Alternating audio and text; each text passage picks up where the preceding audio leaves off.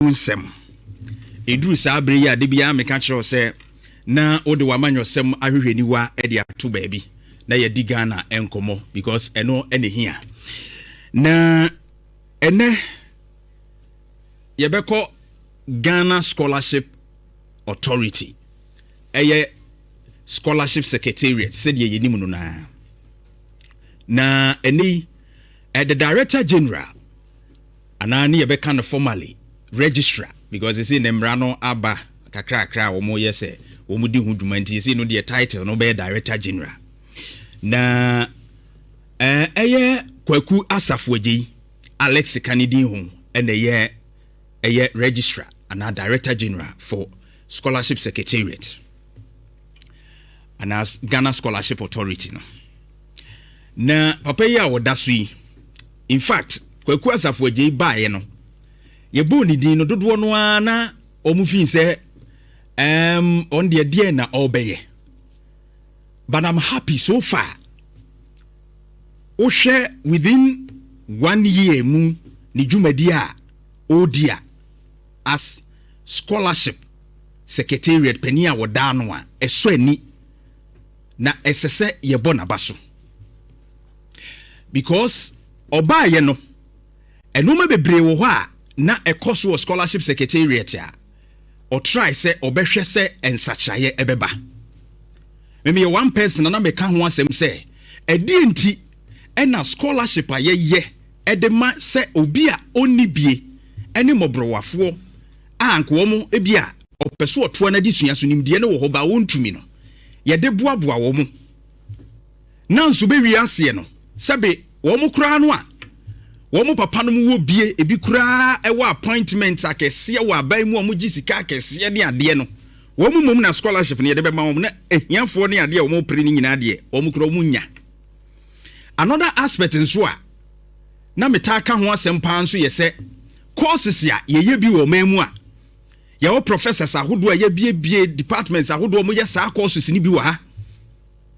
economics no money sa normal social sciences courses bebrebe ye de ha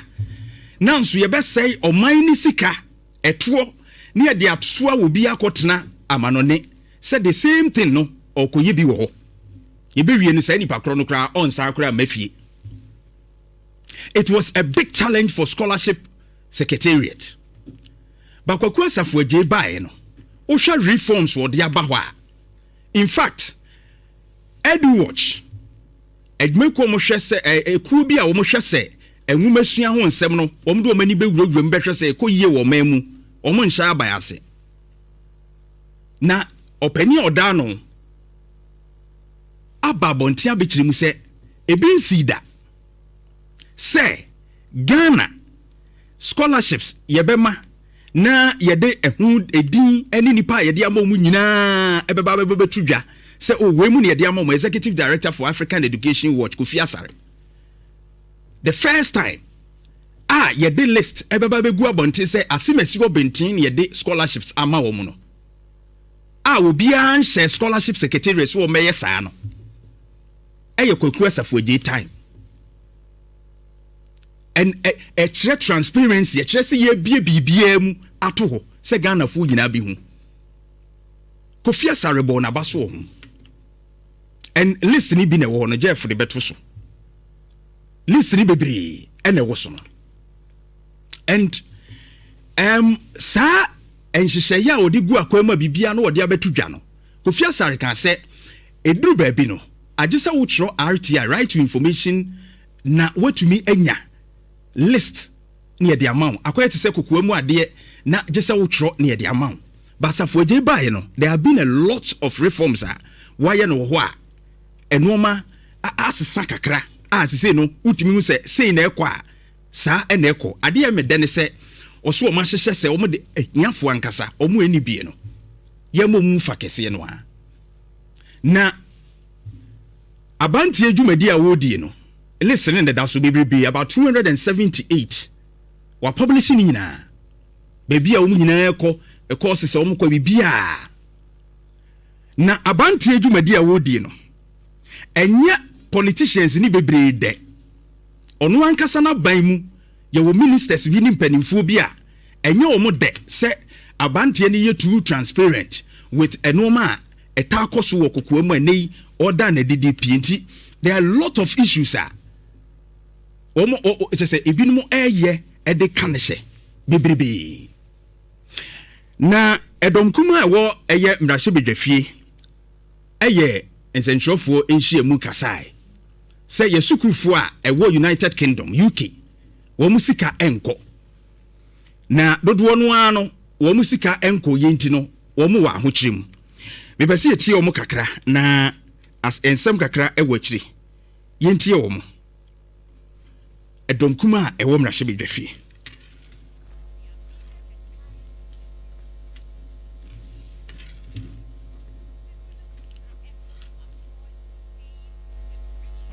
Some of the students have informed us that their visas expired on 30th January 2026 in the responsible efforts to avoid overstaying and breaching UK immigration laws. Some of them applied for graduate visas under the post-study work arrangements. However,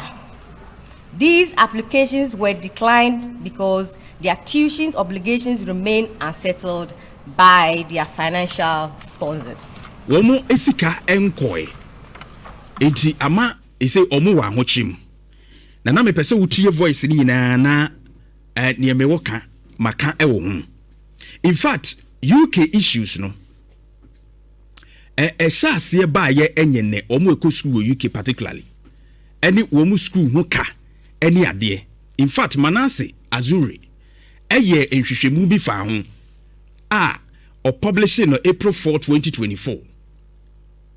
Eka na yede ewo UK enti emma yesukufo no omadisua entumi enkoso yie ewo. Through that abayewa bi eka na reho semu a okom se duru ba bi no kra no agiso okoye lala sulala enwo de abetua kakra no watumi anya kwanya esua de na school no kra pamom. Ene daso no. It was published on April 4, 2024. Now we share sa the ekoso wo UK any asafoje na no asemo obeka se eka eda ho ema Ghana ban wo UK for scholarship wo ya about 32 million pounds. Na etomu amebonde ni nyina achew. I think we having technical challenge wa. And also the daso no. One eye bobie ansa and the twetwe san komo di details ni nyina to dwa. Na ohwe eka eda ho no a na ani ayenyan enti abante elu hia sika na wodi adi dwuma no ba sika wo mudi bedi dwuma no so no eduru ni bremu a enko ne hyewhyew and it's a challenge. I believe say His Excellency John Dramani Mahama ebe hwe ehoni yie because a big challenge eka wo ho de ba yentimi ma yesukufo nkotena obi man so se osua de yama won scholarship na omutu no mani ayo yayaya omusika nko na de omo steppings de ombedi kura no so ade betoto won kakra no so eno so ho ayeden school fees no kura no so entimi nko a problem and for moanim kum because I believe that the asafode yes say no there are some appointees in nkrofo bi wo waban mu kura so mo boa ema ni sika sem ne sika na so ani benya ntentem de akono ehun dwuma be konkan a such people no ne hu aye o mahi because of ni dwumadi a odi a ekoyie no na Ghana for so pe transparency ye mu da ho nti bebre kuti a ama sika sem no release ne nkoye no akoye de edene. His Excellency Mwani nko ne boa no because what he is doing no or try so be ma bibia mu da ho pefe. In fact wo pe mampani aban mu obi a oye bibia opese emu da ho kan no abeda na di e de atodwa e ya safoje me follow ni Facebook crabons for the abeto ya ye we no akire mu pefe na da ho and he's one of the gentlemen.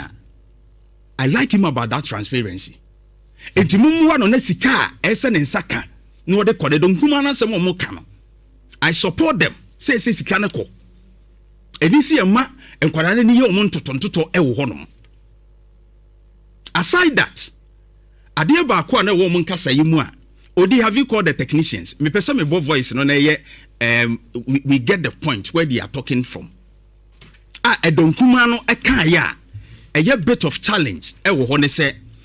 school fo ni bi wa amanone a omo se omo visa expire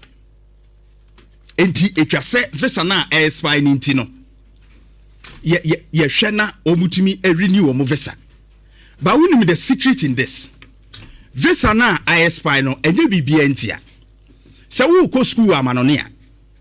se wo be ko school ni 2 years a abai ma scholarship no a visa no benya to the duration a odi ko school no it is a school ni 2 years a o visa no be cover for sa emre na obedi e dia ko school no se wo ko school no wi a visa no expire enti wo wi school no a ese wo ba fie ba dodo no ade wo mu ye ne se wo wi school no na watena ho apese ye bua no ma wotimi ye tue ska bi no wotimi renew enya akwanya renew ne visa ye obibi a friend graduate route no na wa fasa akwanya no so e de renew ne visa no nti wo renew ne visa ne wi a waka kromu wo ma biem kromu a na say car sika ye boy ye ne car ye boy ye de hwe wo no sika no na ahye say nipa kro no ebua no atwa ba bagi no objection letter no ko eju nipa na ye de oman sika abo ne ho ka no biem elisa wote say edom kuma no omo ka se binum visa awu a wo mo ekɔ school no visa no validity no esi bra obekɔ school na wie enti so visa awu a kire se wo wie school no ese obefie se wo certificate e na enye ready a obefie a wo mo wie a ye betumi kra de ama embassy e wa ha na mo akɔgye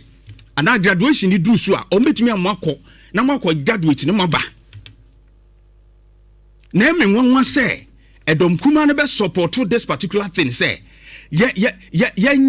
process bi say be ya o betumi renew on visa meanwhile o mo wie school a o mo adwene mu no o mpese o mo tena brochire wa o mo mfa nimde ne mmanti no se visa ne nya renew pe no ma fa graduate route no na o mo de atena ho ena ebe westi esika enti am surprised say edom kuma e wo mra hye bedwafie ebe support sa de we sa subai we ade bia ye ka se ye de suafo no mko ahunkusua de a wo ma no ma sesa no ma no ma ka ho and the domkuma of all legislation no mo be support sa de we this is wrong o ma wie school no enti na duration no aso visa na expire no o mo mra fie edu graduation they can go back and graduate or certificate no kra no they can bring it to the embassy they can receive it there